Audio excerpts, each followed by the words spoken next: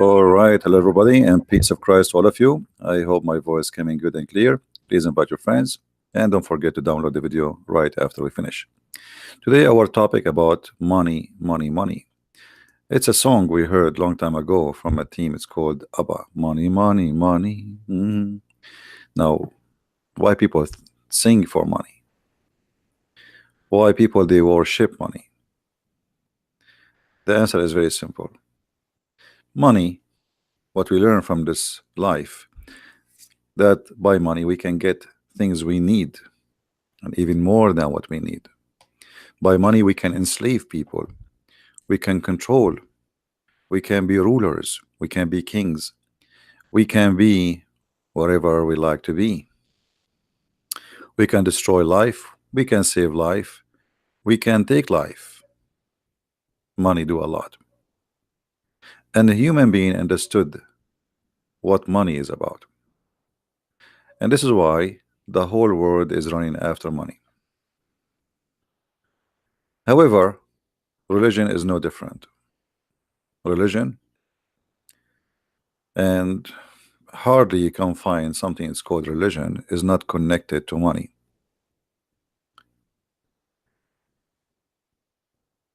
What Jesus, our Lord, he said about money?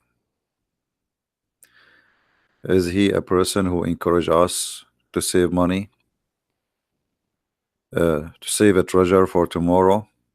He said, look at the birds, who they have no worry. The birds, they don't, they don't have really storages of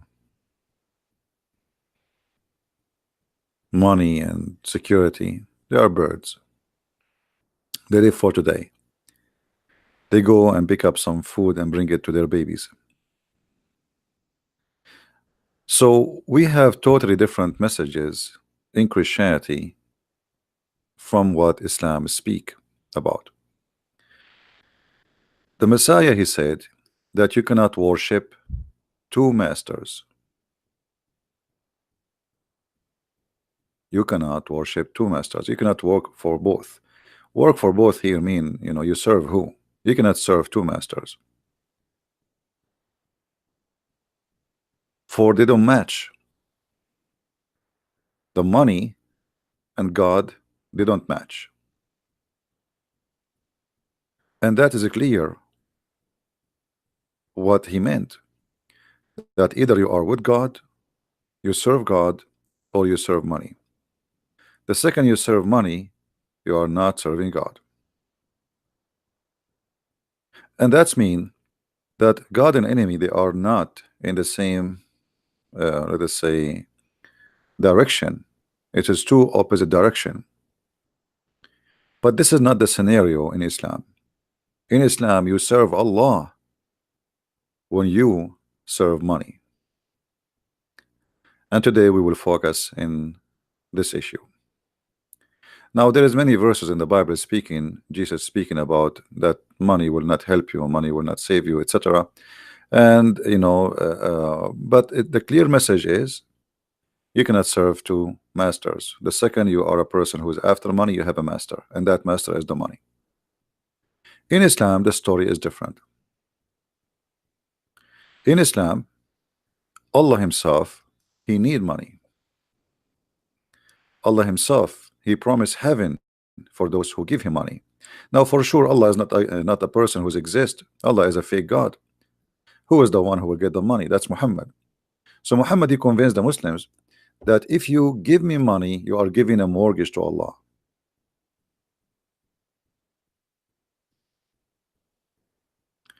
And he was using his God, as always, for the sake of generating money. So Muhammad, and this is very smart, by the way. This very smart and very evil in the same time. So you will not say, okay, I am the one who's asking you to give me. No, it's Allah. I'm telling you what Allah said.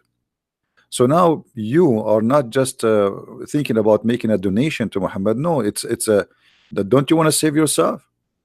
Do you want to save yourself or not? So you have to give a mortgage to Allah, and Allah will pay you back in heaven. And who is the one who will collect the money? It is Muhammad. And Muhammad, he keep using that all over the Quran. Even he was asking the Jews that you should give me money too, because God, he order you to give money to the messengers. You have to support them with money. You see here the translation says, and then my messenger to support them. But in fact it says, وَأَقْرَضْتُمُ اللَّهُ قَرْضًا حَسَنًا, and we gave Allah a kindly loan. So by giving the messengers money, you are giving Allah a kindly loan. Okay, why Allah don't give the messengers loan? Can't Allah sponsor his messengers? Chapter 57 verse number 11, he who lend Allah a godly loan, a goodly loan, Allah will double it for him, and he will rich him in reward. Allah will make you rich. Just give him the money. Allah, he is in need and he is begging for money. Again, who is the one who will collect the money? Muhammad. The Muslim, they might say to you, oh, this is a charity. Well, hold on. I mean, charity, you don't keep saying just say give it charity. Give it charity, and that's it. Give it to the poor. Don't give it to Muhammad. If you see somebody is poor, feed him. Jesus says, if somebody asks you, give him. If ask you for your coat, give him your dress. And here this is about helping the needy, not just giving people your stuff. I mean, we are not crazy people. You go on the street, somebody says, give me your coat. And then Muhammad, he go further with giving money, to the point he claimed that if you give him money, Allah will not only reward you in heaven, but he will grant you forgiveness.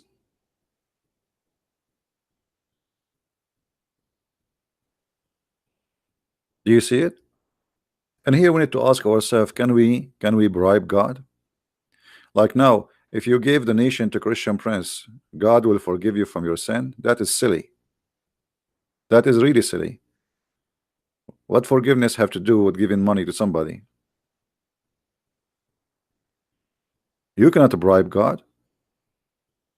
You will be forgiven for reasons. In Christianity, when the Lord, he taught us how to pray, they ask him how to pray, he says, say like this, our Father art of heaven. And there is something important in that prayer where he says, forgive to us the same as we forgive to others.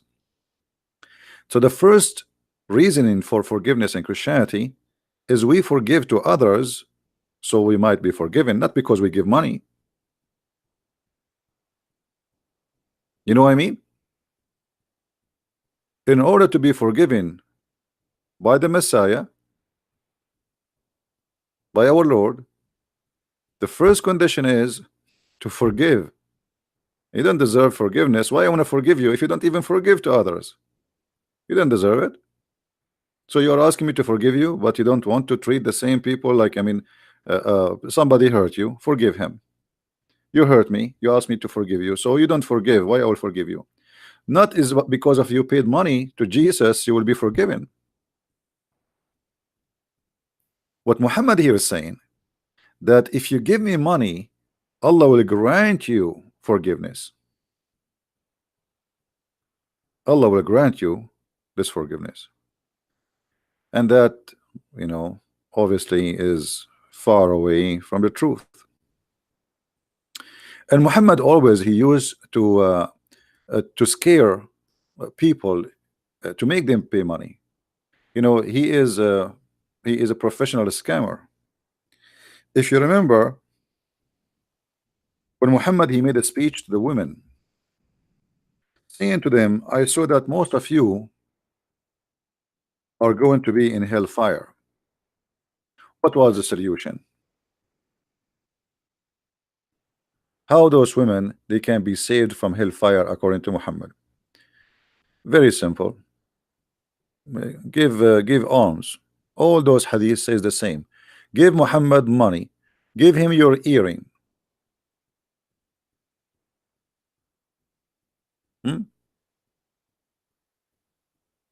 Give him your earring. Give him your money.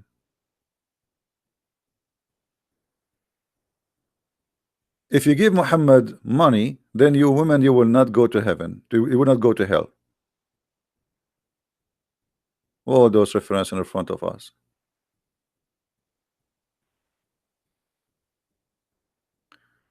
Muhammad right away he says, "Oh women, most of you are going to go to hellfire. So give alms." Give alms to who? To Muhammad.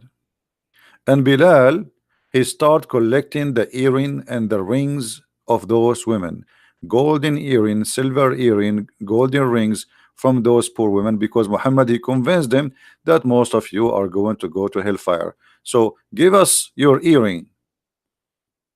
Give us your earring if you don't want to go to hellfire. And Muhammad here actually he confirmed that women, they are, you know, half a brain. And one of the reasons they are going to go to hell, for they are half a brain. And because she have her period, which is very stupid. Very stupid.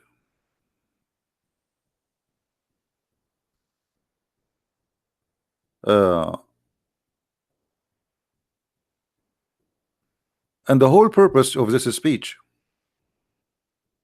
is to make women give their earring and their rings, scaring them, saying to them, you will end in hellfire. So you want to be saved? Give us your money.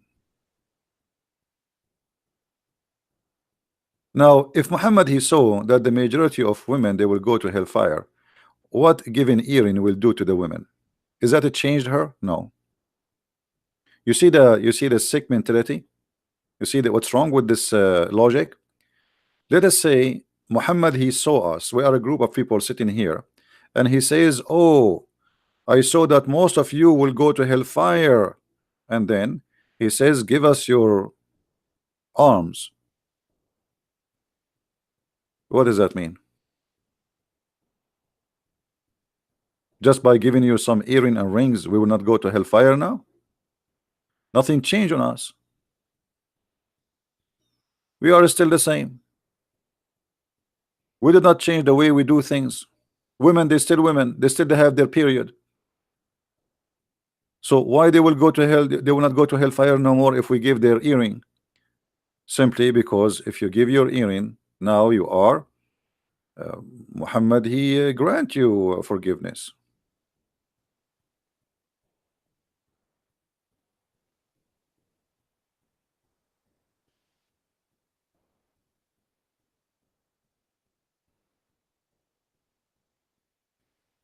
That's it. There is a hadith I'm trying to find. Let me see.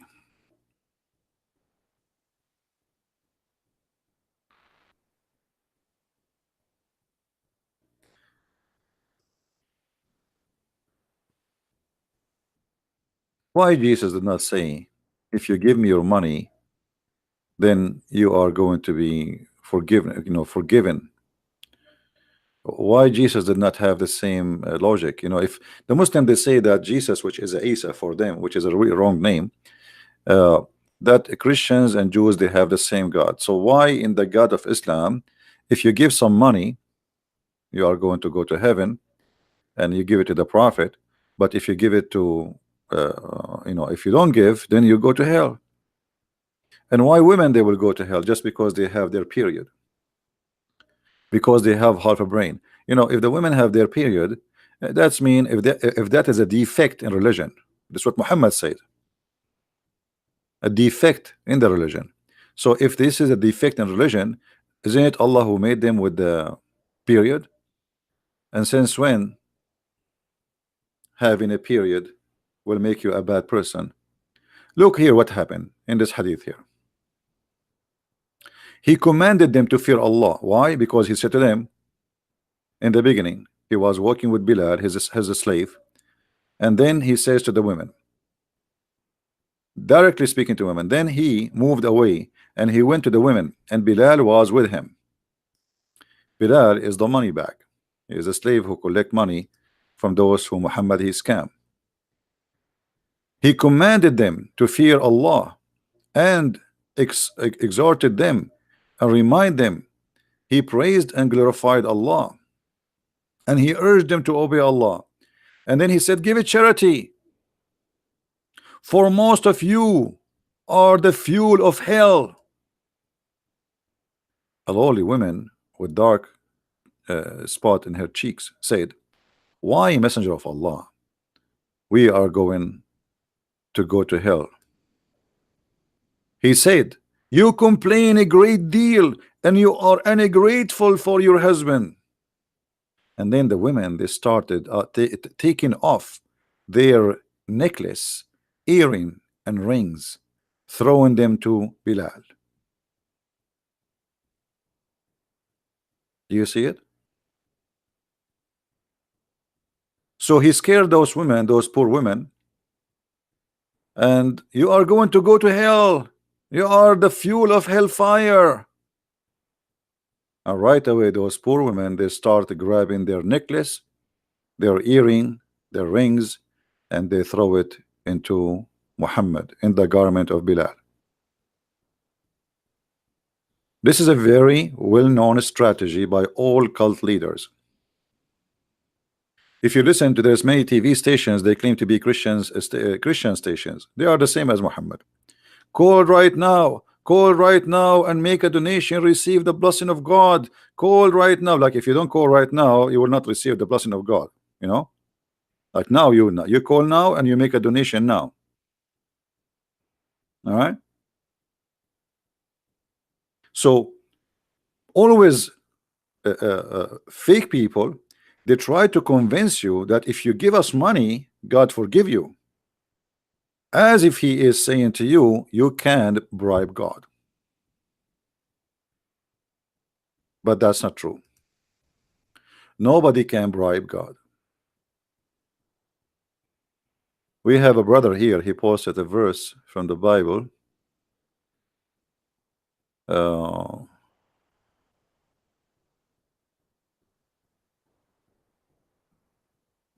Yeah, actually he just posted a verse for us. You guys, you can read it in Psalm 49. Thank you for that verse. So you cannot bribe God. You cannot earn forgiveness by giving money to someone he claimed that he is the one who present God. And here Muhammad, if you think about it, when those poor women, they are Bedouin women, poor women, they start taking their earring. Do you know what is that? What those earring and the you know, jewelries they have for them? I mean, this is their saving. At that time, people, they don't have really. I mean, there is no bank. There's no. This is the saving of the women. The husband, he marry her. Before the marriage, he buy her some jewelries based on what he can afford. And then she wear it all, and she live with it. She sleep with it because there is no security. You know, there is not like, you know, houses is the door, you can push it with your foot if there's a door actually. So those women, this is their security, this is their saving. And now you see he is targeting women as just because you are a woman, you are guilty. He didn't say, oh men, he's talking to women. And those poor women, they start throwing their earring and their rings. Here we notice Muhammad used the strategy of fear. The strategy of fear is very simple, that you are going to go to hellfire, and if you don't do that, which means give me money, you will go guaranteed. But if you give me the money, then you might go to heaven, because I going to connect, you know, I will pray in your behalf. And actually Muhammad, he said that in the Quran.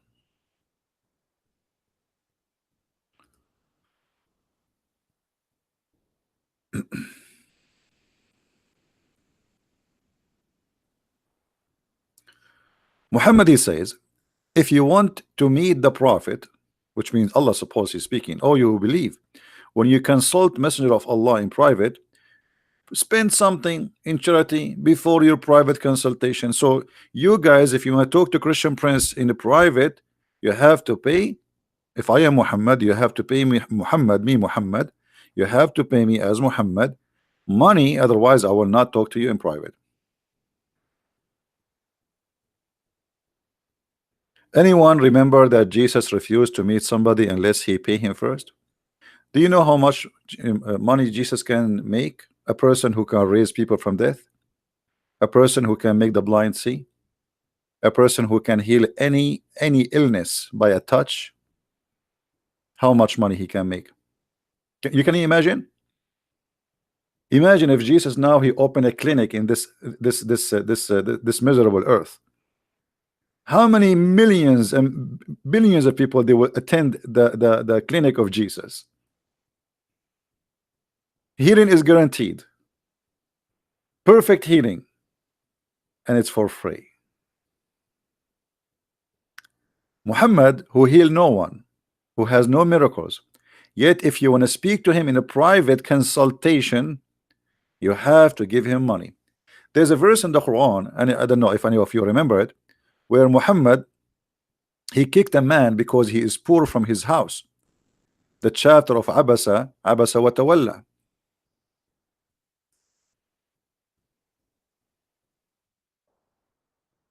There's a chapter in the Quran, chapter 80 verse number 1. It says that the prophet gave a bad face to a man. Who is this man? He is a blind man.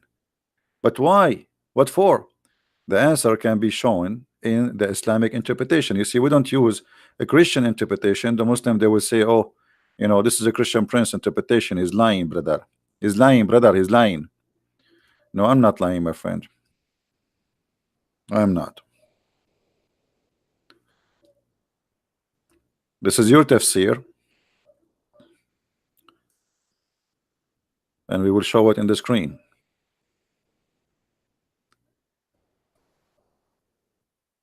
Muhammad was busy with a bunch of businessmen. This is the book. It's called Asbab al-Nuzul, which means the reason for the verses to come down.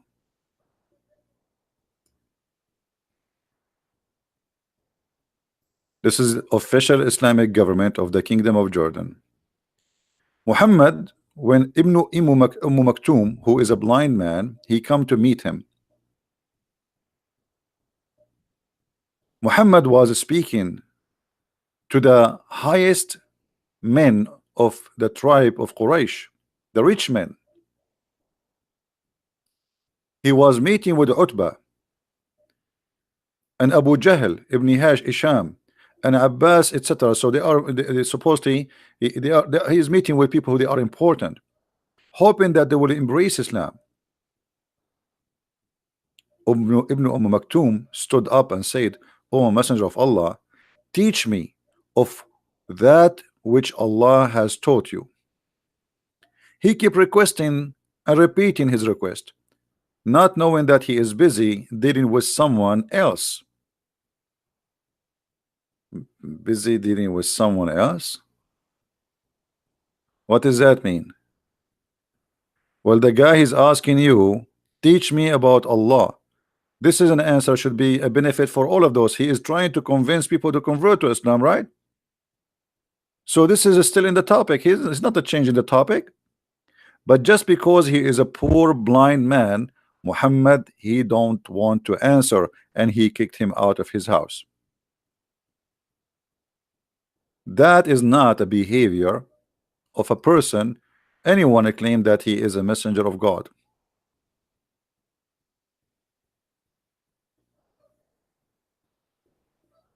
Why a man who is a messenger of God want to do such a thing? Shall we go to Ibn Kathir and see what Ibn Kathir will say about this? We can go to Ibn Kathir and try to find out in the English of Ibn Kathir, which is different always from the Arabic. But let us see, let's get them busted. This is Ibn Kathir, chapter 80, verse number 1.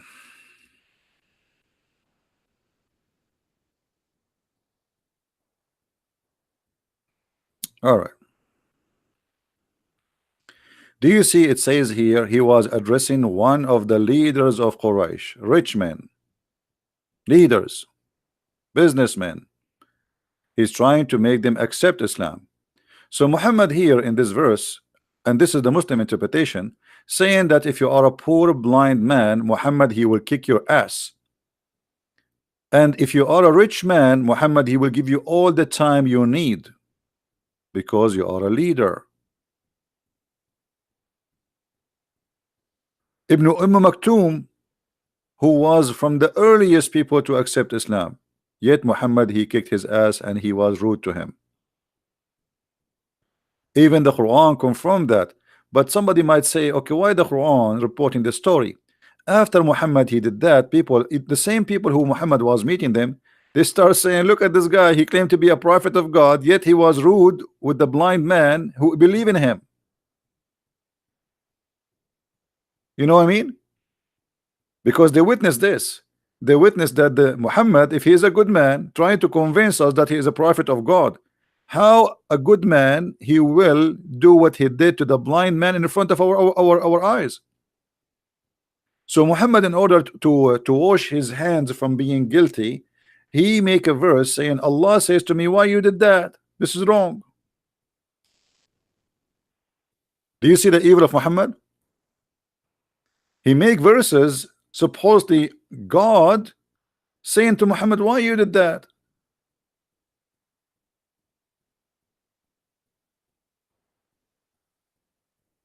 The Muslim, they say to us, Muhammad was the most noble person. He was the most amazing person. I never saw a noble person. He will kick the ass of somebody he is blind, because that will be against his nature, regardless if he is busy or not busy.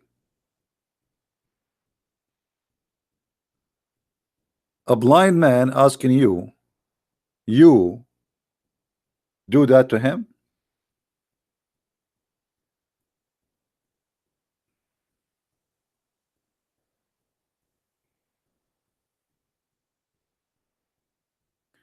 And actually, this blind man, he helped Muhammad to fabricate Quran. If you remember, when Muhammad he speak about that those who go for jihad,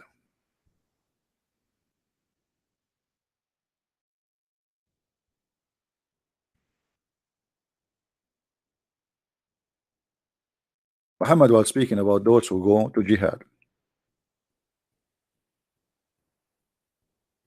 And Muhammad he mentioned that there is certain people, there is no sin on them if they don't join jihad. Okay, but when Muhammad he mentioned that, Muhammad he forgot to mention the blind. Ibn Maktoum, he said to him, and what about us the blind?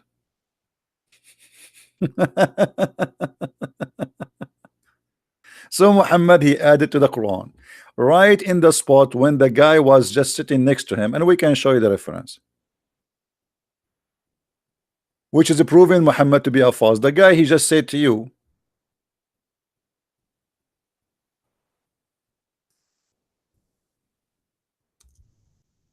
what about the blind?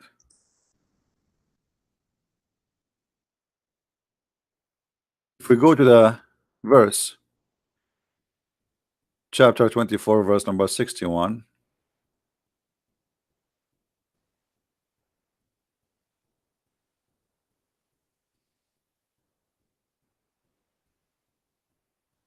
So actually this guy, he was a helpful for Muhammad. He made Quran for him, or at least he gave him reasons to make verses.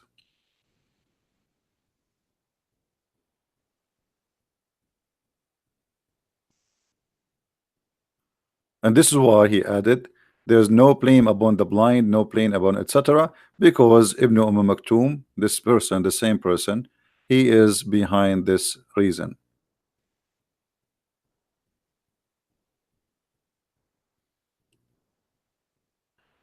In different verse, Muhammad he says the following.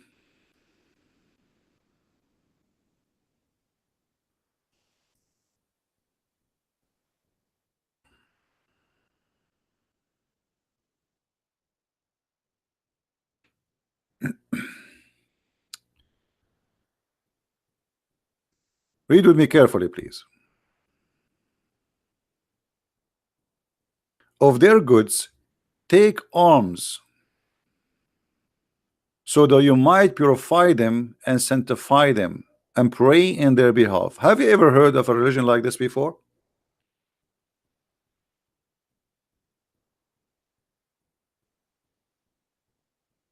Anyone notice here what what is the dangerous about this statement?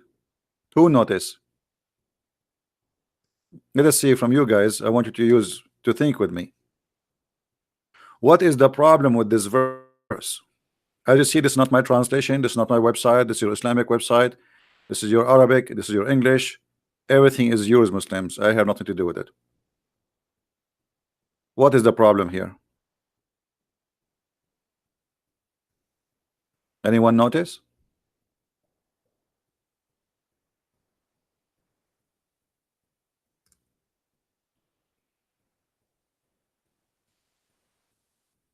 You can bribe Allah, exactly, but how you can bribe Allah? He gave us details. If you pay Muhammad not only he is a prophet, but he will pray in your behalf. Do you see it? You do not need to pray no more. This money you give is going to purify you, sanctify you, and Muhammad now is going to pray in your behalf. So the money you give to Muhammad, Muhammad is in hire. You want to hire Muhammad? Give him money. You don't need to pray, and you are going to be purified, and you are going to be sanctified, and then he will pray in your behalf. If there is more clear proof that this guy is a scam,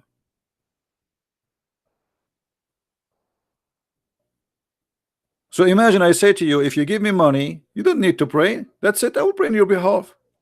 Just give us the money. Obviously, this is a scam. We have a Muslim guy. He's saying, "Is this guy is stupid?"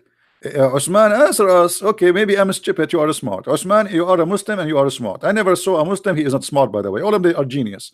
To the point they believe that there's in heaven, there's a woman. Her ass is 1 mile. Obviously, you are the one who's smart, who believe that God is a vagina vendor, will provide you with 72 women and their legs is wide open like a victory sign, and you will have a 70 years orgasm. So Mr. Smart, as long we are the stupid one and you are the smart one, explain to us why if we pay Muhammad he will pray in our behalf.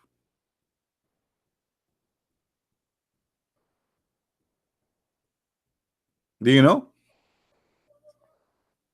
Mr. Smart?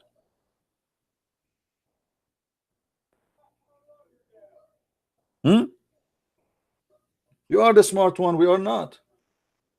I mean, what we can do?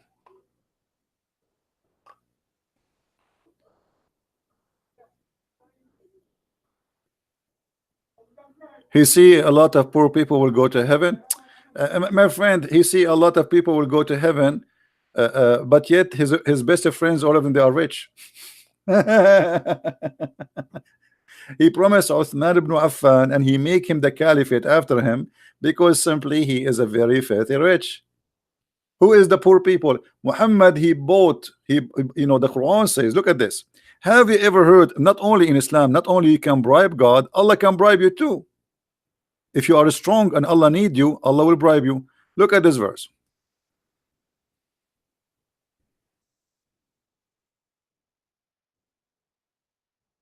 Always those who claim to be prophet of God, I mean, they have to make some nice speeches. What he will say, the poor people will go to hell.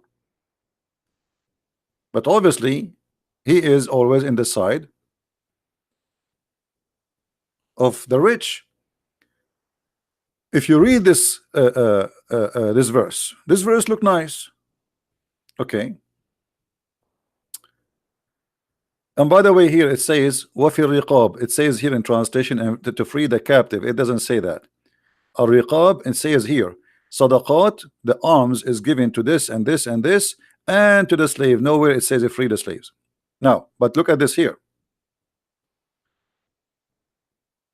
وَالْمُؤَلَّفَ قُلُوبَهُمْ.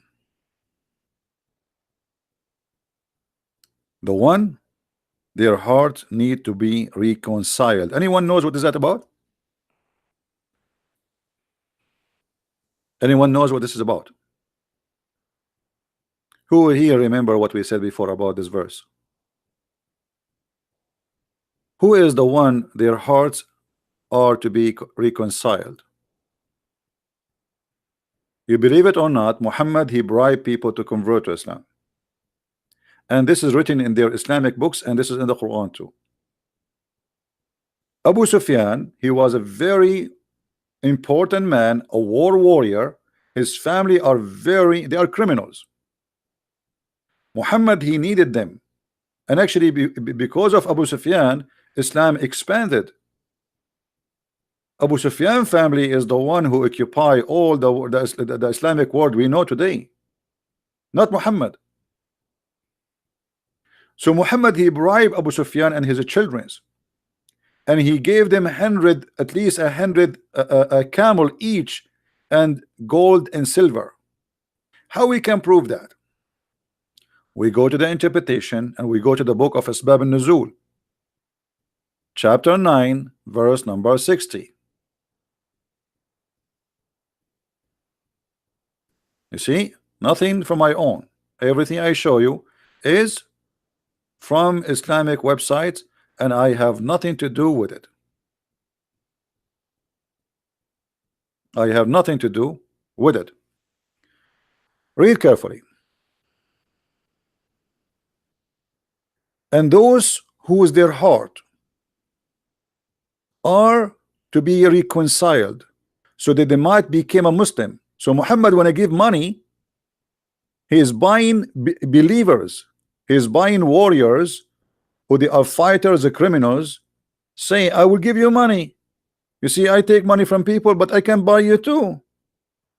I'm a businessman. How you can make somebody heart go to Islam by giving him money? It's a bribe. So he is saying here, and those who their heart are to be reconciled, so that they might become Muslims, or that Islam might be firmly established. So Muhammad is using those people to establish Islam. Allah cannot establish Islam. He needed their money. He needed those people. So now he is sacrificing money. He's buying them, and then their peers might become Muslims that might defend Muslims. You see, they are warriors. They are criminals. So see, they will defend. They are fighters. And this was Abu Sufyan family.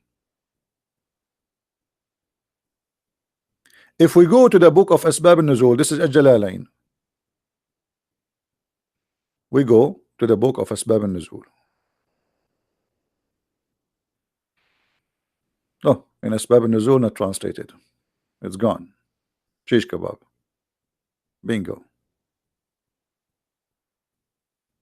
You see? Read carefully with me. Read carefully with me. And those who their hearts are to be reconciled, give them gifts such as Abu Sufyan's and his companions. Do you see it?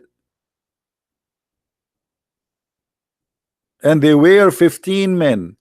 15 men, but they are, they are in charge of many men. They are many fighters. They are very powerful. So Abu Sufyan and his gang, Muhammad, he made them convert to Islam by giving them money. If we go to Ibn Kathir in English, I don't think we will find too much details, but let's try. Chapter 9,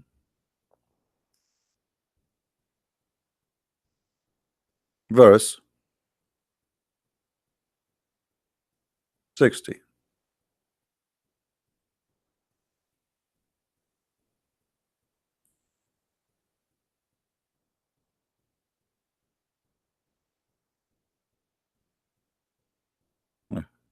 We cannot find anything. Ibn Kathir in English is gone. There's no Abu Sufyan story at all. It's shish kebab.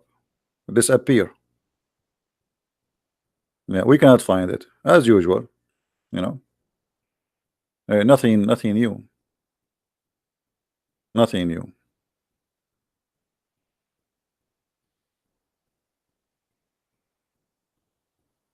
Yeah. So Muhammad, he accept a bribe, and he will pray in your behalf, as we showed you, and he will sanctify you by giving him money, And Muhammad too, he used money the same way he used money for his benefit, promising you going to heaven. He bribed people to convert to Islam, and those who their heart, okay, he could not convince them to convert to Islam. What he can do? Well, give them money. Those people, they like money, so take money and convert to Islam. Now, how Muhammad,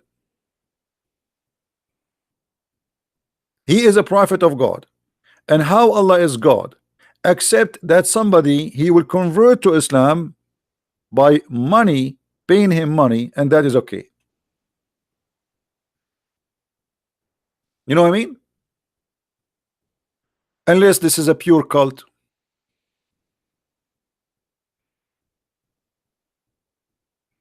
Guys, forget about Osman. Leave him alone. He's just a kid. Focus with me. Try to learn something good for you.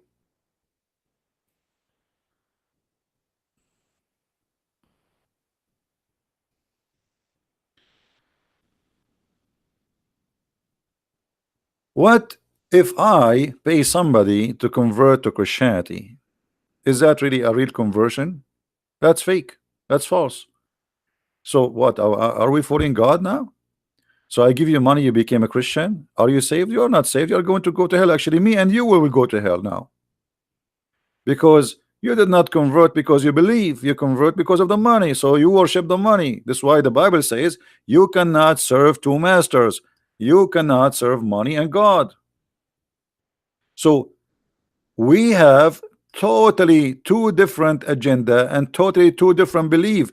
So those naive Christians who says to you, oh, Islam is Abrahamic, Islam is Abrahamic, shame on you. Shame on you. If Muhammad he used some names in his cult, does not make him, or does not make those names belong to him. What if somebody 10 years from now he says, I, a Christian prince, he support me and he accept me, but he is a big fat liar? He can use the name of somebody people they like, and this is exactly what Muhammad did. He brought names which you like so he can make a delicious dish for you. Somebody wanna put a poison in your food, he will put it in your best food, not in the toilet seat. Do we agree? In order to put poison for you, I have to make you believe first that this food is good to eat. I'm not going to put it for you in a piece of ugly all the cheese, smelly cheese, you will throw it in the garbage. I will bring you the best of the cheese. I will bring you the best of the salad. I will bring you the best of the food you eat, you like to eat, and then I will put my poison there. So he brought the names which you like. He brought Musa's, he brought Abraham, he brought even Jesus, supposedly Isa, and he brought Mary, and he brought all the good names, and he put them in his book so you can eat.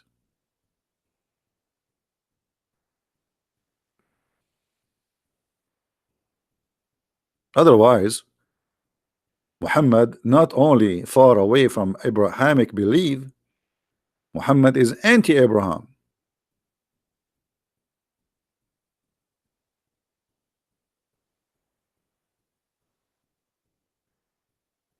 At the same time, we have tons of evidence that Muhammad he have no answer to debate those who debate him in his time. As an example, the Christian and the Jews, they did not accept Muhammad for a second. And because Muhammad is a liar, he have no answer. So how Muhammad he answered the Christians and the Jews? Using the name of Abraham. Let us show you this verse.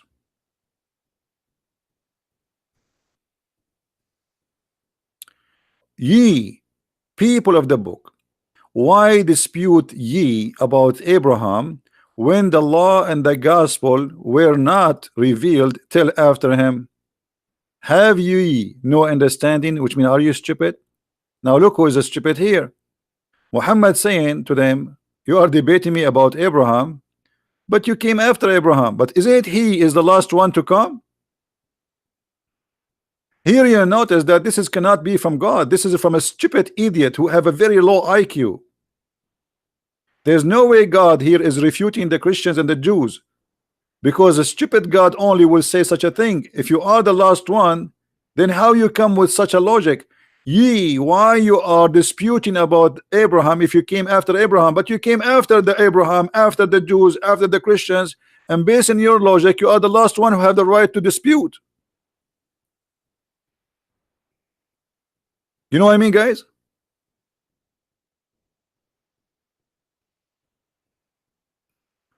Abbas is saying, why Jesus, he said to the women, dogs. Jesus was quoting what the Jews they say. The children of Israel, they say, don't cast your bread to the dogs, because they insult always their God. Those are the Aramaic people. But for an ignorant like you, you are saying why Jesus says that. But why you don't ask yourself why Jesus, he said to her, blessed your belief. You have a great faith, and he did miracle for her. Why you did not ask yourself how Jesus, he accepted her? Why you did not say to yourself why the woman, even if she is coming to him and ask him in a miracle nobody can do unless he is God?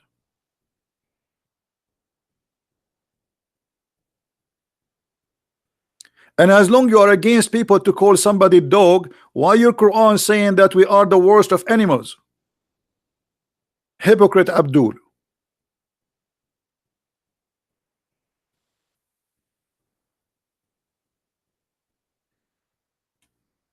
The Quran call us all kind of names. Najis, animals, worst of the creatures, evil doers, kuffar, pigs, monkeys, you name it. And then this little tiny creature, he is trying to say why Jesus said dogs. Jesus was quoting what the Jews says. Here, look at this. If Muhammad is a prophet of God and the one is talking here is God, there's no way God will say such a stupid statement. The one who came after, he have no right to dispute with the one who came after him. This is what the verse saying. But based on this, Muhammad is the last one to have the right to dispute.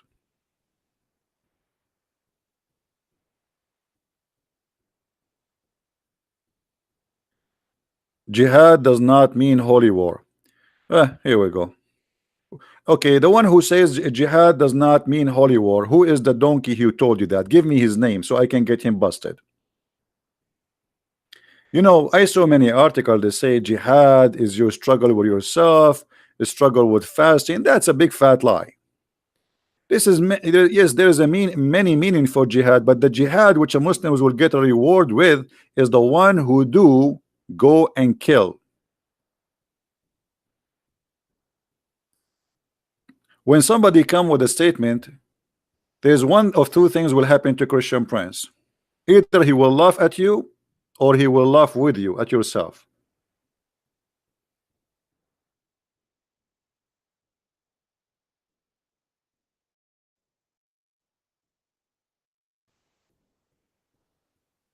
The jihad which Muhammad promised the Muslims, the version 4, is going and killing anyone who don't believe in Allah. And the jihad have two parts, either by money for those who cannot go for war, or those who go physically and kill. Now if there is anyone who dare to say I'm lying, please let me know. Actually, why we waste our time? We can get you busted immediately. Here we go.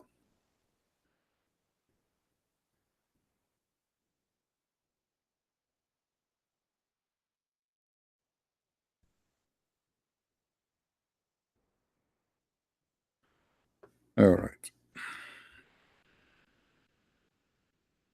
Who is the best of of the Muslims?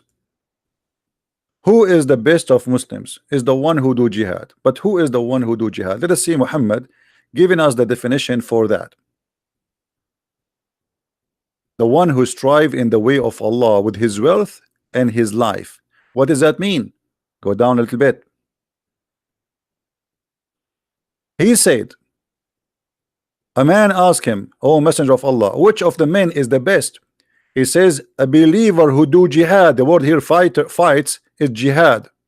For the donkey who said that, who fights seeking is taking his life and expanding his wealth or spending his wealth in the way of Allah. This is what jihad. Let us see what the Quran said.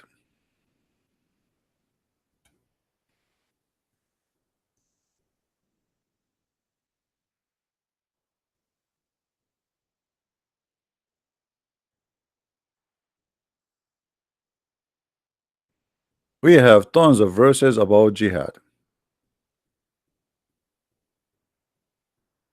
Kill, kill, kill, kill.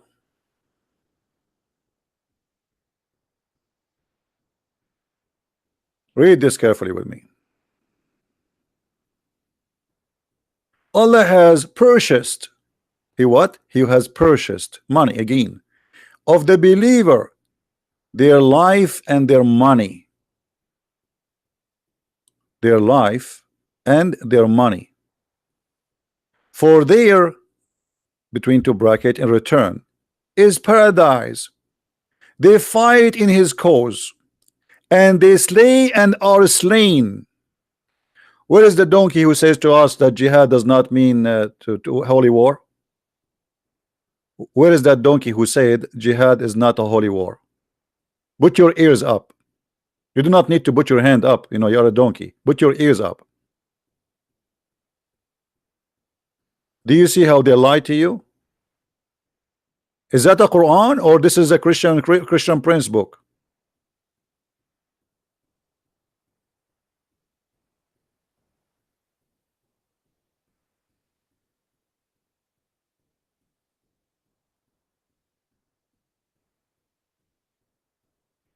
Not only that, Muhammad here, he confirmed that Allah, he purchased you. You are a property of Allah, and your money belong to Muhammad, and your life belong to Muhammad. Muhammad, he can do whatever he want with you.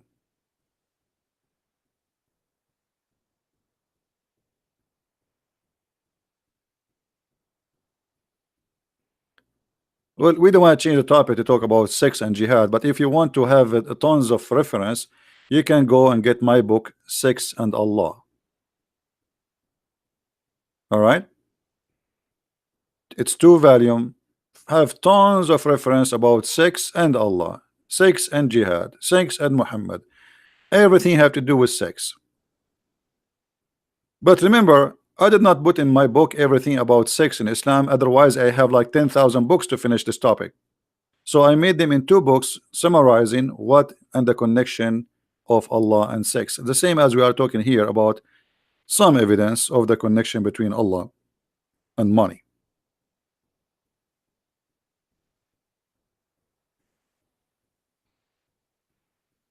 If there is a Muslim, he is a sheikh, and he think he is not shaky to debate me, please don't hesitate. You can give us your Facebook, post a challenge in your Facebook.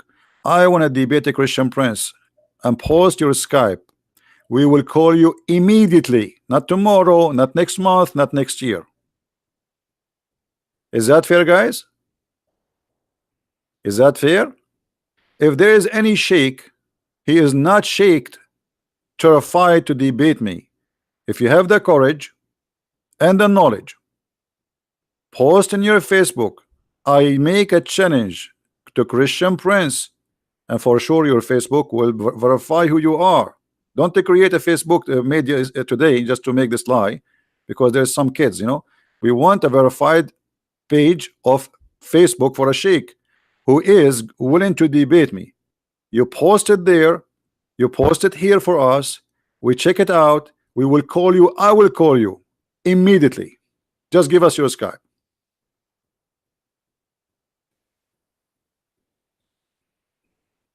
Anyone there?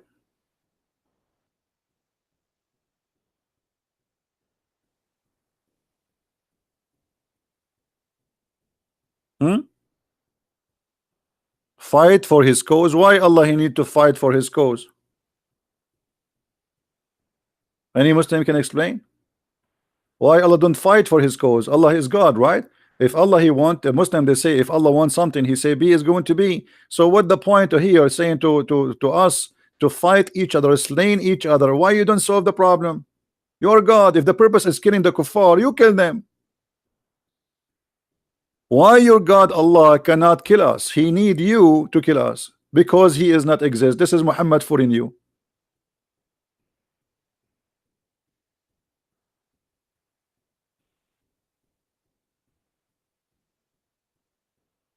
Allah long time ago he made a threat to people like me,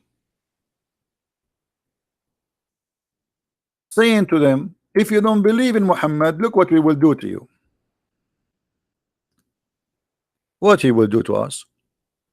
Brother, if you don't believe, brother, in the Prophet Muhammad, brother, Allah is going to erase your eyebrows, and Allah is going to make your mouth close, and your nose is inside your head. Let me show you the interpretation. Chapter 4, verse number 47.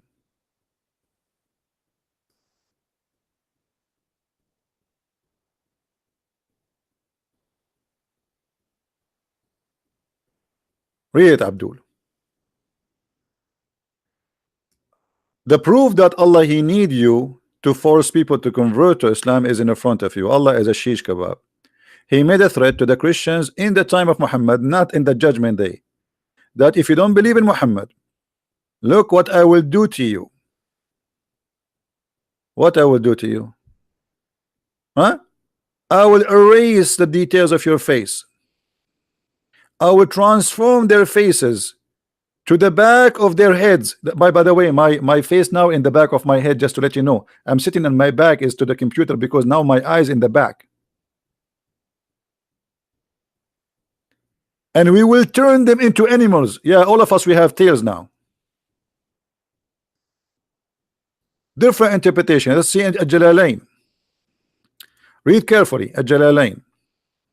O you who giving the scriptures, which mean Christians and Jews, believe in what we have revealed in the Quran, confirming what is with you of the Torah before you, or we liberate faces, erasing their eyes, their noses, and the eyebrows. And by the way, to be honest with you, in the other day, a policeman, he stopped me. I was driving, and he says, where your face? I said, I don't have face because Allah, he deleted my eyebrows and my eyes and my nose and my mouth. And not only that, he caused my nose to go inside out, like naps of the necks or a flat plate. And this is why I use my face sometime to put rice in it. Like when I go to overseas, they ask me, do you have a dish with you? I say, no, put it in my face. It's like a dish. A very clear proof that Muhammad is nothing but a scam. He threatened the Christians in his time. You be careful, you better believe in me now. Allah will do this to you soon, the same as he did to the Jews, which means he did it in the past, not in the it's not about tomorrow in the judgment day. This is now, and nothing happened to the Christians.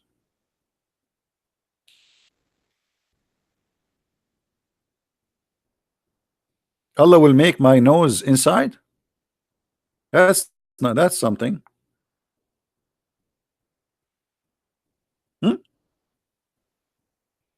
Look at this. A Muslim, he is posting for us this verse. This is the verse always the Muslim they post for you just to fool you. This verse you posted from us, you idiot, it's about the Jews. Muhammad here is saying, he is quoting a verse from the Old Testament, where the verse says, if a person he killed an innocent man.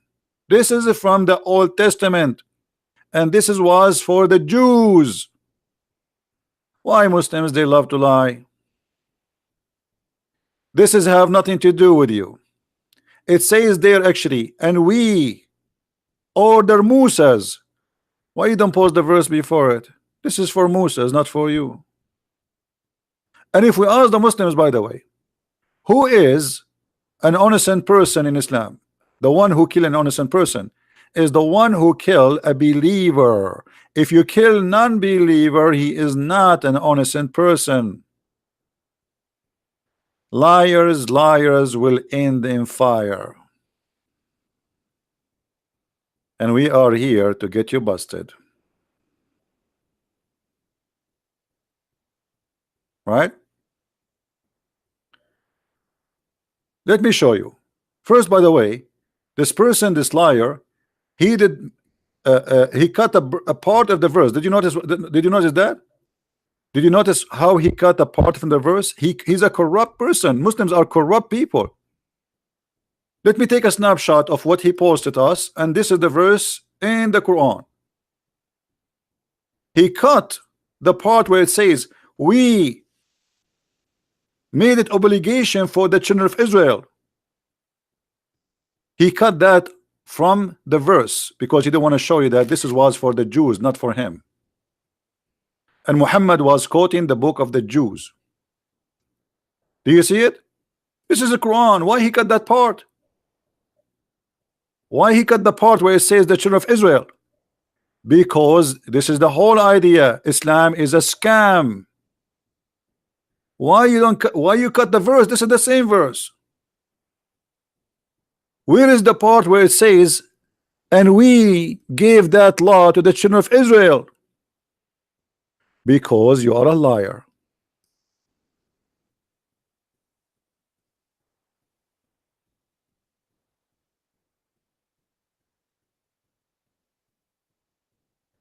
Abdul, you cannot play with the Christian prince. I don't even play chess with myself. I will lose. And not only that, the same verse here is still, when the Muslims explain it, it says you cannot kill an innocent person which is a Muslim. If a person he is not a Muslim, he is guilty. There's an interview between what his name, this guy in England. England became the nest of terrorists. What his name? I forgot his name. The Pakistani boy. They made an interview with him in the BBC. He says, why you don't condemn the killing of innocent people? He says, yes, first of all, innocent people in Islam is Muslims. Go search it right now.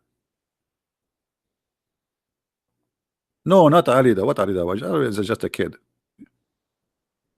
Andam Shawadri, Andam Shawadri. He explained it. He is being honest. He says, killing innocent in the Quran mean killing innocent Muslims. If you kill non-Muslims, they are not innocent. The BBC guy, he says to him, you must be kidding me. So are you saying to me those who they are killed, etc., they are guilty? He says, yes, they are guilty because they refuse to accept Islam. And this is exactly what their interpretation says. So they quote for you a verse to mislead you, to misguide you, and to fool you. And there's many stupid idiot out there, they are waiting for being misguided. Why you don't quote for me the verse after it to show you the mercy? The only reward who make war upon Allah. How you can make war upon Allah? I am in war with Allah. What is the punishment for me? You know, when you see the word war, you think those people are fighting Islam by taking sword. No, the second you say a statement against Muhammad, you are waging war against Allah. What the punishment? The verse after it. They will never quote this verse for you. We cut their hands, we cut their feet from opposite direction, we crucify them, and we expel them from the land. Have you ever seen a Muslim quoting for you the verse after this verse? They don't quote it.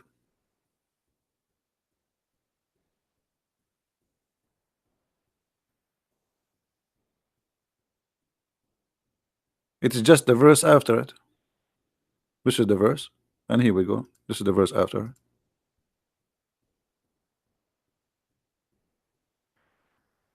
Look what Muhammad said, just to get them more busted.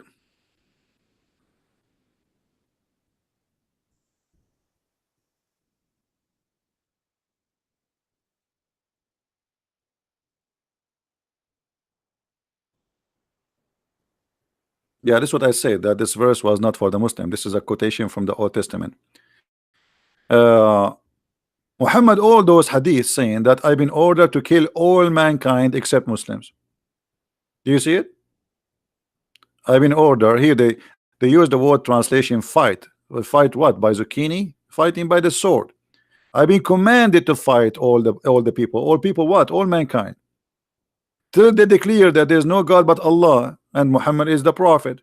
And if they do that, and they pray as we pray, and they slaughter as we slaughter, and they eat as we eat, and they face the Qibla as we face the Qibla, and they pay the zakat, and blah blah blah, all the condition, and then and only then their blood and their property is secured from my hand. Do you see it? So what is the war? What war we are talking about here? If you don't accept Allah, you are in war with Muhammad. If you don't accept Muhammad as a prophet, you are in war with Muhammad. Even if you accept to say Shahada and you don't pray as Muhammad he order you, he will kill you. Even if you say Shahada and you don't pray in the direction of the Qibla, the Kaaba, he will kill you. If you don't pay the Zakah, he will kill you. Do you see it? Is that my statement? Is that my book? Look how many reference. All of them they are Sahih. All of them they are Sahih. Their blood and their wealth are safe from me. Muhammad is nothing but a gang leader. Why their blood and why you want to take their wealth?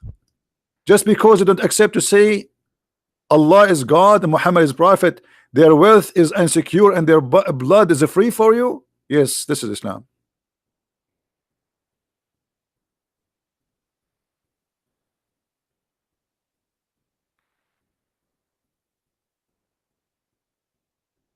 Not only that, Muhammad he says that people I was victorious by terror. He is a terrorist.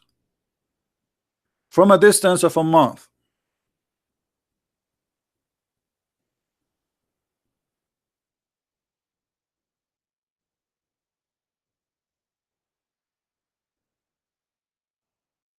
From a distance of what? From a month. I was victorious by terror in the heart of my enemy. Another hadith. The Prophet says, I have been given 5 things. What Muhammad was given. Let us see what he was given. Number 1, he was victorious by terror. He scared his enemy from a distance of a journey of 1 month. Do you see it? Do you see it? Jesus was not given that. Jesus, if he come to your house, you will be happy. You are safe and you are secure. He will not kill you. Muhammad, you say the name of Muhammad, people are terrified, for he is a terrorist. You see here they translate the word Ra'ab, which means terror, by Awi. So I was victorious by terror from a distance of a 1 month journey. You tell me what kind of a nice person he is, to the point his enemy, they hear about him from a distance of a month and they are terrified.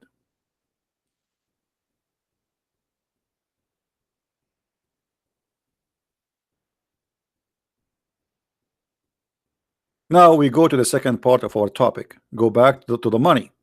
Money is not only Muhammad he pay you, money is how Muhammad he buy you. We showed you how Muhammad he bought the family of Abu Sufyan, but what about heaven? Did Allah promise us gold and silver in heaven? And pearls and jewelries? Yes.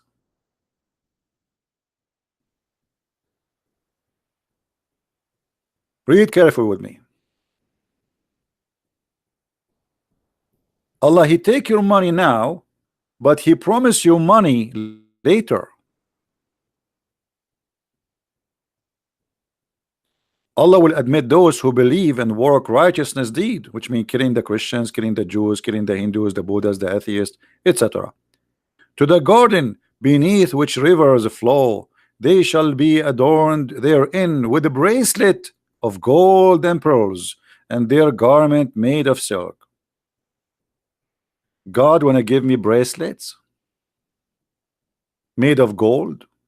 That is money. Cloth is made of silk, that is money. Pearls, and even the ground will be made from za'faran. The ground in Islam is made from za'faran and jewelries. In chapter 76 verse number 21 it says the following: upon them will be green garment of fine silk and heavy brocade, and they will be adorned with the bracelet of silver. In the other verse, Allah he made a mistake. Anyone remember what the mistake?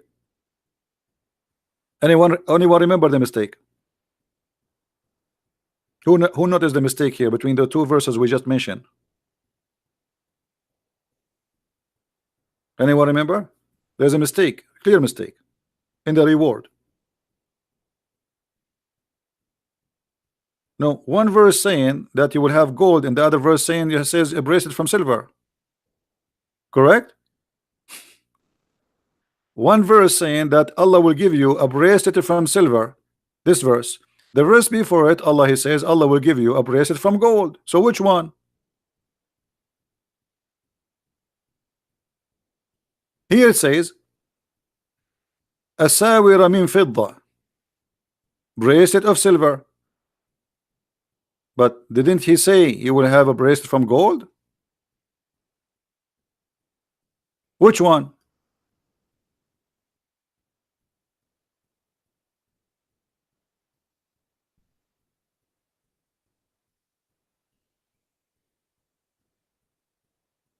Did you notice?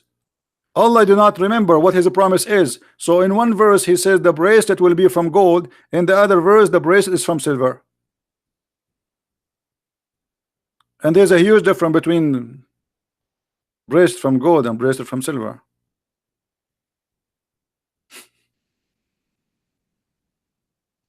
And here you ask yourself, what is the value of gold in heaven?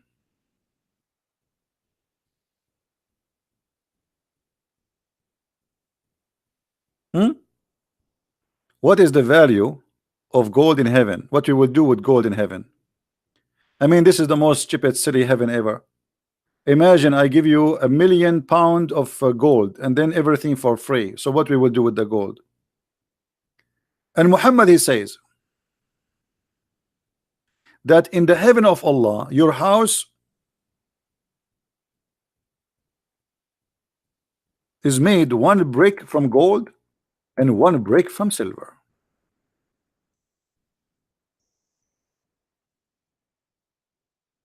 If you have a software to do like what they call it, you know, the software they use for engineering, like to design houses, try to make a wall or a house, and try using your software to color the wall with two colors, gold and silver, because one brick is gold, one brick of silver.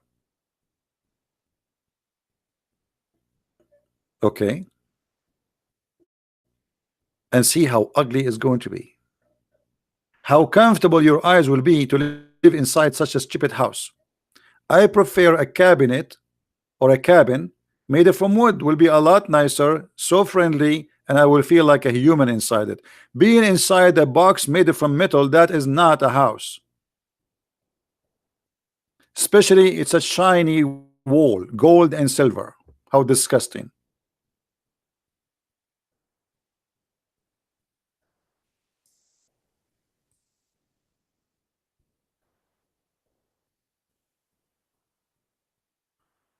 Let us go and see some description.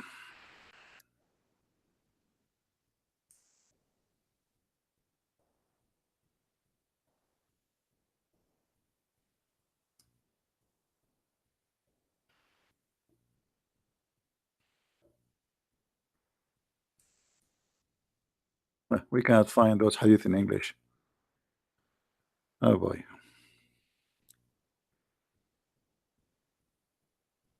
Yeah, the embarrassing hadith, they will not be. Let us show let us see this verse in the Quran.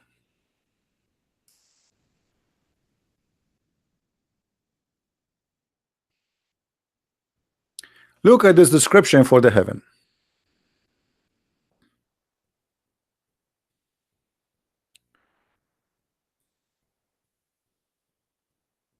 In the hell there's no food, but in heaven you will eat as much you want, and then Allah will make your face soft.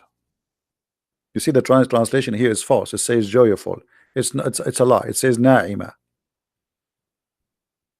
Na'ima. This is literally the translation. And they will be, you know, pleased there. The garden is so high. I like high garden. I mean, I don't like a low garden. There nobody will do gossiping. And there is a spring of water running. But you remember the yesterday we spoke about two fountains. Now it's one spring. And you will sit in a high throne. By the way, this is a translation is false. It says fi sururin marfu'a, which mean high couches, high beds. This is heaven. I will have a high bed, and then cups. Allah will put cups for you there. I mean, have you ever heard of a heaven like this? وأكواب موضوعة, and cups, like the translation. Let's change the translator. This translation is weird. It look like this guy is using software or something. Let us see.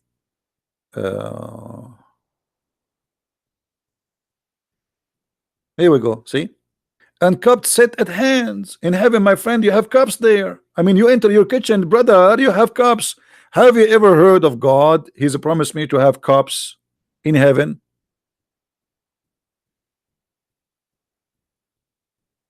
That's God's talking.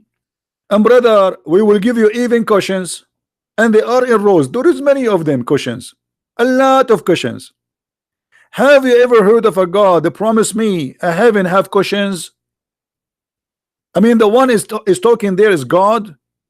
This is Muhammad fooling those poor Arab who sleep in the floor. Hey Abdul, I will give you a cushion. Are you serious, prophet? Yes, brother.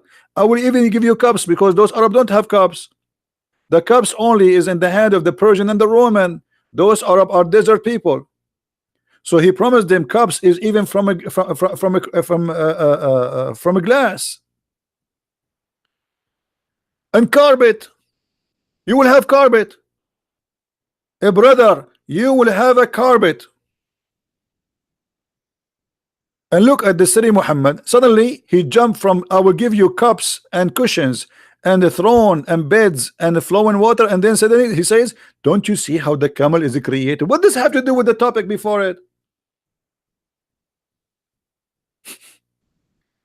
Guys, imagine I'm talking to you now about the topic, and suddenly I says to you, and don't you see how the camel is created? You will say to me, Christian Prince, what this why you jump? You were talking about the cushions, the carpet, the furniture in the house of Allah, and suddenly you jump to speak about how the camel is created. What does have to do with this?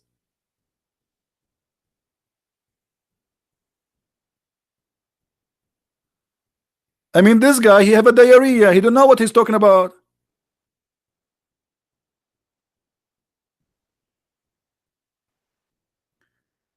And then you say, don't you see how the mountains was nailed in the ground and fixed firm? Really, it's fixed firm. And then he says how the earth he made it flat. You see in the translation it says how it's spread out. It says in Arabic how he made it flat, suttihat, like a roof, flat roof.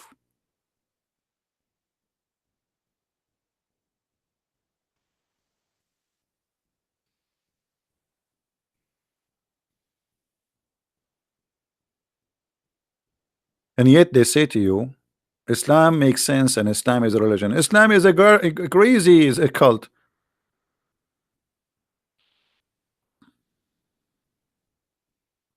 What is this?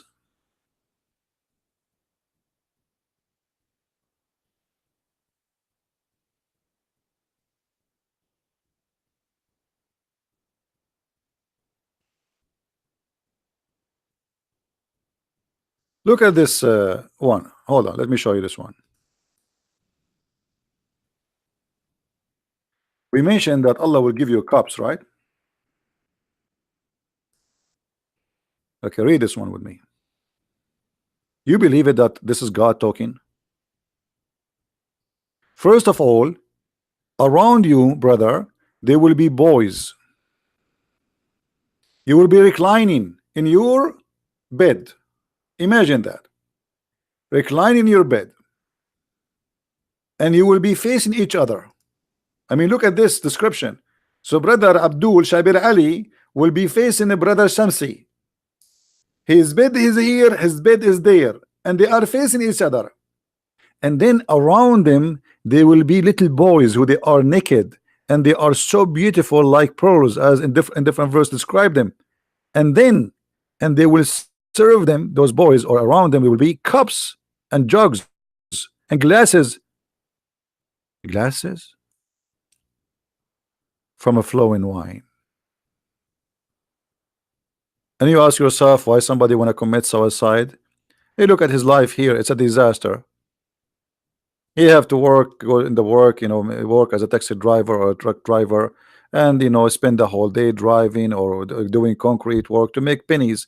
He kill himself. He go there. He will find all those boys naked around him and women opening their legs. There's no panty, and each time he have sex with her, Allah, he will make her vagina brand new for him again, and cups and jugs and glasses, and he's wow, that's amazing, brother.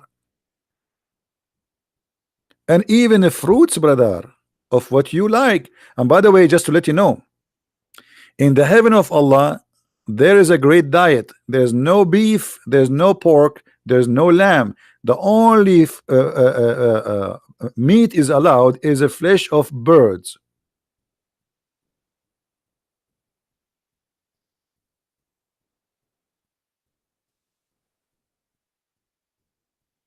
Hmm?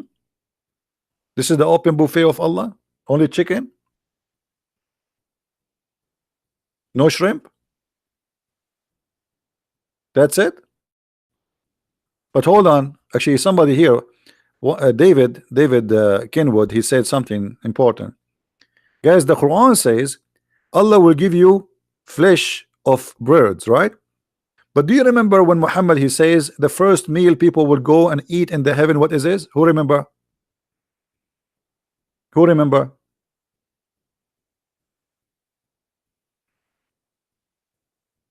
David, he just posted. Who remember? The liver of the whale, right? So Muhammad is a liar. The Quran promise you only bird meats. Muhammad, he mentioned that in the heaven the first meal you will eat is the liver of the whale.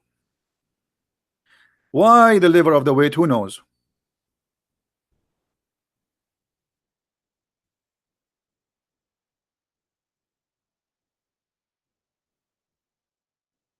Hmm?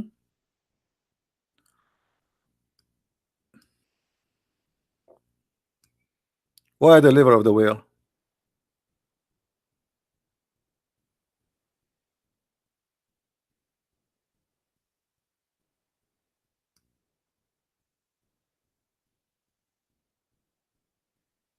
Six. The Arab, they believe that if you eat from the liver of the whale you will become a porn star.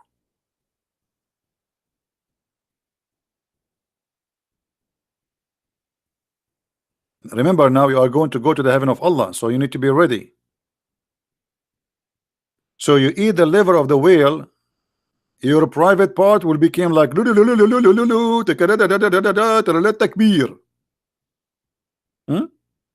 Viagra, thank you very much. And look, actually this story here is the most hilarious story. A guy, he came to him and he said to him, I came, brother, to ask you a question about the three things nobody knows unless he is a prophet. Hold on, guys. He's asking him a question about three things nobody knows unless he's a prophet, but the guy, he know the answer. Because later he agree with him. No problem, nobody knows the answer for it unless he's a prophet, but the guy himself, he know the answer. Let it go. Firstly, what is the first portent of the hour? Secondly, what is the first meal of the people of paradise? Thirdly, what make the baby look like the father? And each answer is hilarious. And then Muhammad, he says the first meal, etc. And then look what make the baby look like the father. And if the man, now he explained how the baby look like. If the man discharge proceed the women, then the child resemble the father. And if the women discharge proceed the man, the child resemble the mother. And this is, nobody knows the answer for it except the prophet, brother. This is why if I ever get married, I will never have discharge first. I don't want my son to look like me. What a disaster. Even I go to Walmart, everybody leave. Alhamdulillah. I enter a store, everybody's out. I go in the elevator, nobody there. Even the airplane, I am in, even the captain, he leave. Like the airplane is by itself. He hit the parachute and he flee.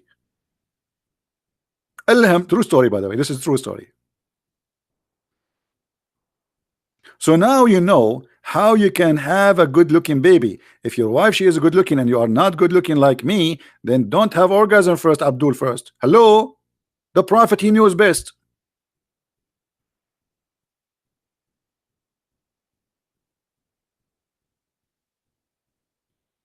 You found a sheikh, let him post in Skype, he in the sorry, in the Facebook, that he accepted to challenge me, and you know, just give us his Facebook, and he can post there his Facebook account, and we will contact him. Hmm?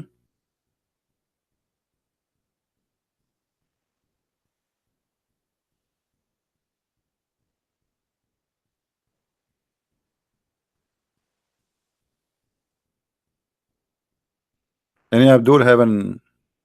This is what proves that your prophet is a prophet, because he believed that the first meal of people who enter heaven is a whale liver. Allah will hunt whales. Allah is doing fishing right now. How many whales Allah he need?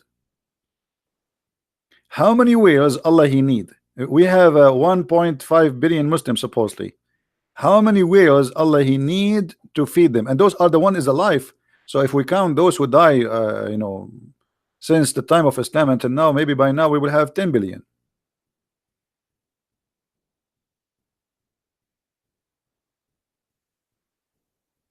We need a lot of whales.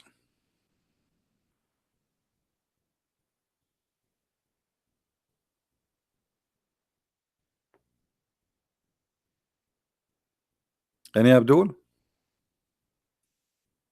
Yeah, but yeah, maybe Allah would take that whale, the one who carried the earth. Yeah, good one, Andrew. Andrew, he says maybe the whale which is carried the earth. You remember the story, guys? Who remember where we can find the story of the whale which carried the earth?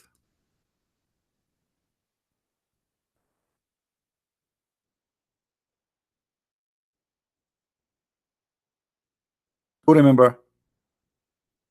Before I put it in the screen, who remember? Which verse is speaking about the whale carrying the earth? Noon. Yeah, but what verse? What chapter? Actually, that chapter is, it should be actually, the chapter name should be chapter Noon, but the Muslim, they change the name, they make it Al-Qalam with a pen. Noon. Noon. It is one of the miracles of, look at the translation, guys. Look at translation. Look at how funny. Noon is one of the miracles of Allah. Why? It's a letter, brother. It's a one letter. This is a miracle of Allah.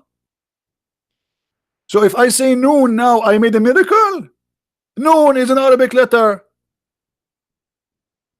You see here, noon is not really noon. It's just N, letter N. Let me type it for you in English. It just, this is what it is. What miracle of Allah, you donkey.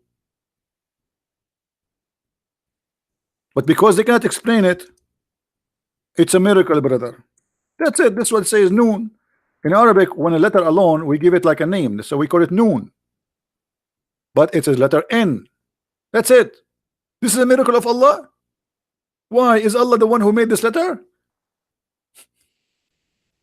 But if we go and to try to find out what this noon mean, you will be really amused. Shall we go and see what noon mean? Just for the sake of education. Chapter 68, verse number 1.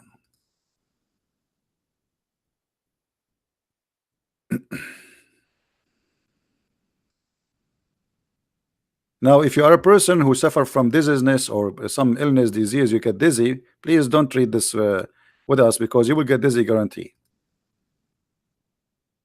Noon. What noon mean? Brother, Ibn Abbas is talking, the cousin of the Prophet himself.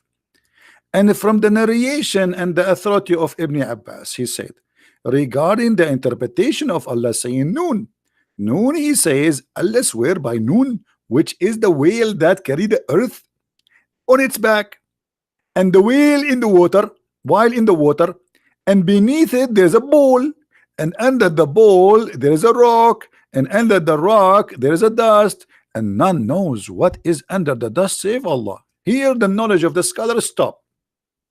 Don't ask me more questions. I do not know. I could not go deep in the ocean more than this. That's it. My knowledge arrived to the dust. Under the dust, I do not know. Please don't ask me.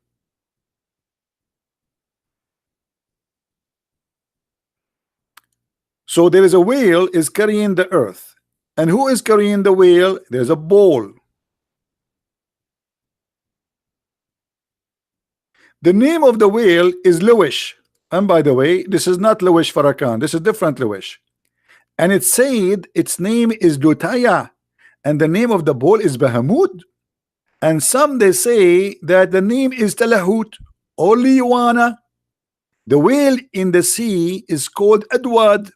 And like a small ball in a huge sea, the sea is an Hollywood rock whereby there is a 4,000 cracks. Even the Muslims were able to count the cracks in the ocean before all the scientists.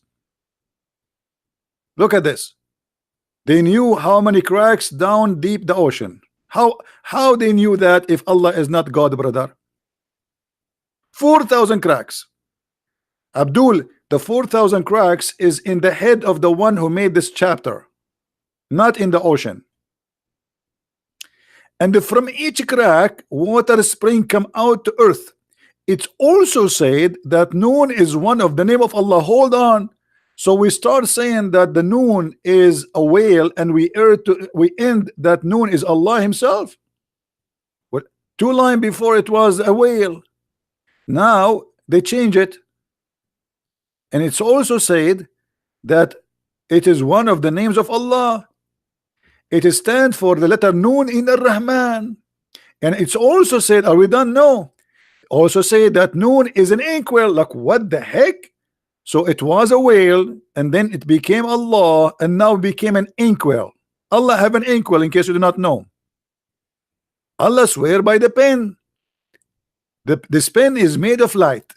And its light equal to the distance between the heaven and the earth. For sure, Allah will not hold a small pen. Are you stupid or what? His pen will be very big. Very, very big.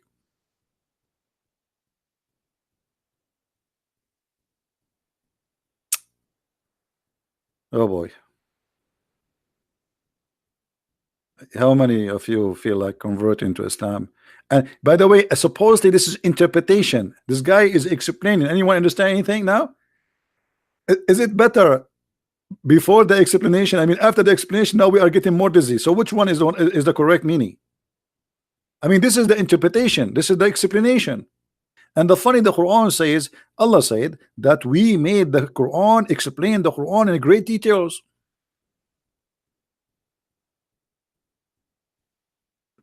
Are you sure? Are you sure you explained the Quran in great details?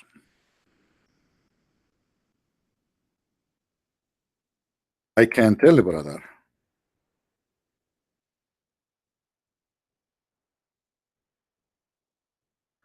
Oh boy.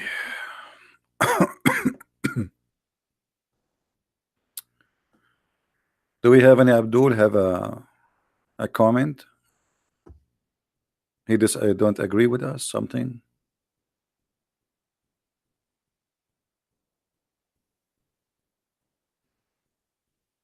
And thus how we explain our ayat. Allah explained them. Are you sure? That's a hell of explanation. That's how we explain, brother. This is how we explain them. This is how we explain our proofs. So you might know, brother. Chapter 6, verse number 98. And this is how we explain details of our revelation. So if the Quran is explained in detail, so why Muslims you are making interpretation what nobody can understand anyway?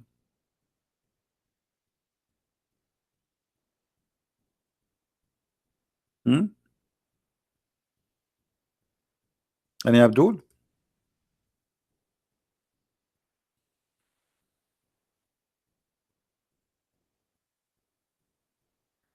All right, I think we will finish for now. And don't forget, please, to download the videos. If you like to learn more about Islam, feel free. You can go to Amazon and search for Christian Prince, and you'll find the list of my books in all languages. And remember, for those who speak Spanish, we have our book in Spanish already out. For those who speak Spanish, and we have in German, we have in Swedish, we have in French, and for sure in English. So if you are a person who care to read and educate yourself, please feel free and get your copy. Now, the reason we ask people to download the videos, because we want you always to have reference, and they are for free. It doesn't cost you money. It's for free. All the time we give here is for free. If there is something I can do more, every day I give many hours of my day for you guys for free. I lose my voice, I spend my time. This is a topic which for me very annoying, by the way. I don't like it, but because there's nobody to replace me, nobody can take my place. Somebody have to clean the garbage, and that is me.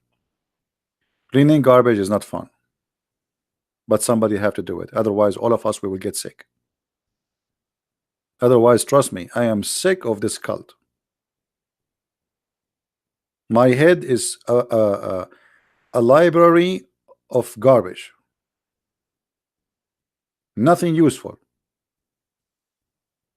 But as you see, sometimes even garbage is useful, because many people, they might be misleaded, misguided, and they've been fooled and to convert to Islam. So I'm using the garbage which is in my head, which is about Allah and Muhammad, to save many people as I can. So please help us. Download the videos, share them. It doesn't cost you money. It just take a click, post it in different place. You can cut them pieces, topic by topic. Like today we mentioned many things. You can make them 15 minutes each or 10 minutes each. It's up to you. Or you posted the whole thing together. If you speak languages, you can translate the videos, the short videos, make them short. That will make it easier for you, an easier project, and add a subtitle any language you wish. My friend, don't make me feel that I'm wasting my time. I'm here to educate you, so one day you will not be left alone. And one day I will die. All of us, we will die.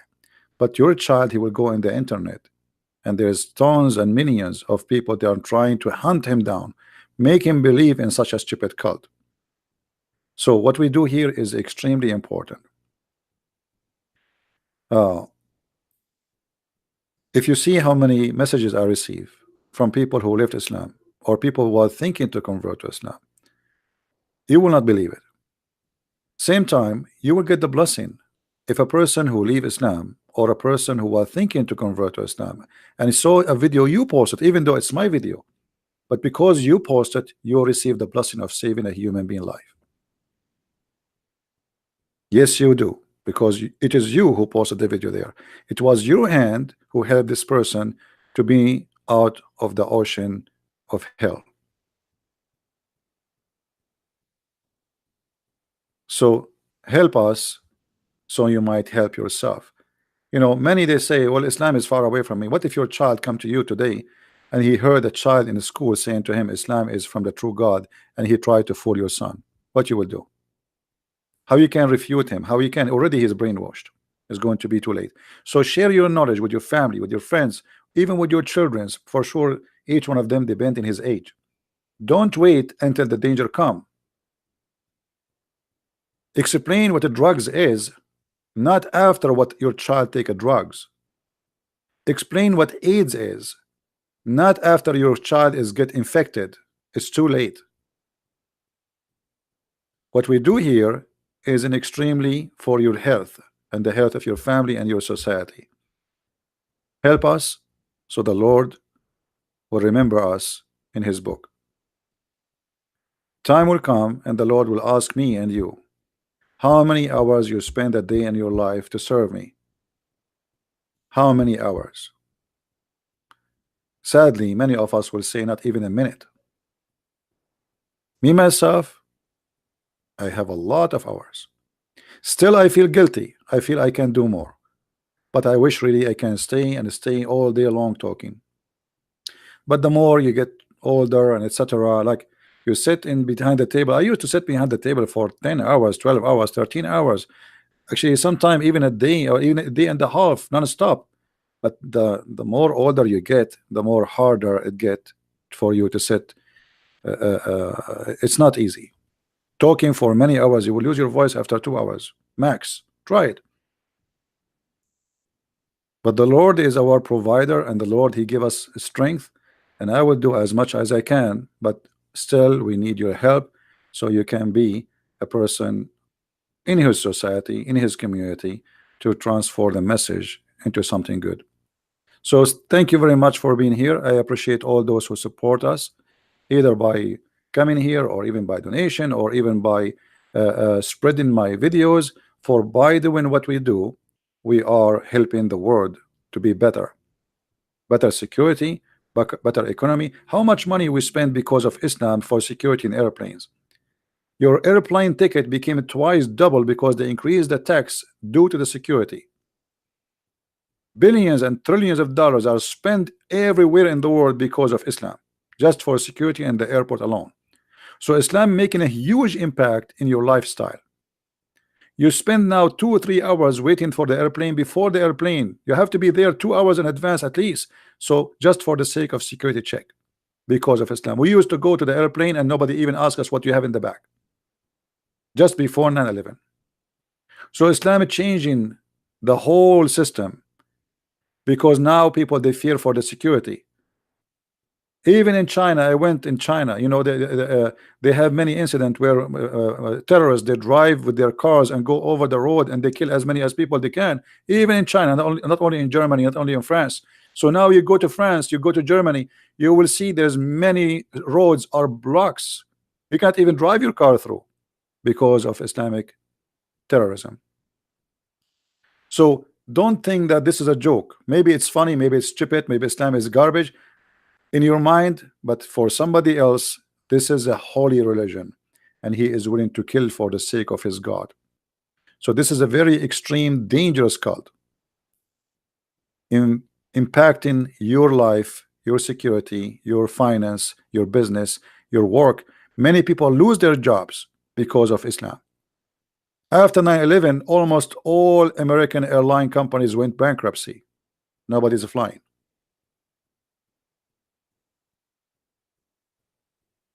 So be careful, my friend. This is not a joke. Thank you very much for being here. And this is your brother in Christ, Christian Prince, was with you. Remember always that there is no better name than his name. And they can hurt our body, but they cannot kill our soul. We are saved, and he is with us, and he is now listening to us. Every two who mention my name, I will be between them. He is right now listening. We are the followers of the living Christ, and they are followers of the dead Muhammad. Let the dead bury the dead, and we are with the living God. His name is Christ. He is our Lord. Thank you very much. Christ is Lord. Islam is false. And see you soon again. Bye-bye.